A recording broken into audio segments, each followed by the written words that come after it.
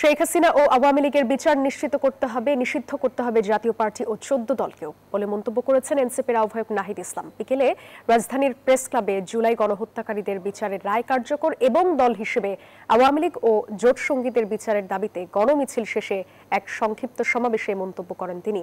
বলেন, জুলাই অভ্যুত্থানের সাথে প্রতারণা করে কেউ বিচারের সাথে আপোষ করবেন না।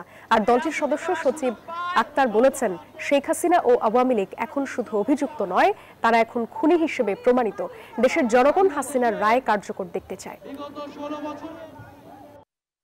শেখ হাসিনাকে দেশে ফিরিয়ে এনে দ্রুত রায় কার্যকর করতে হবে।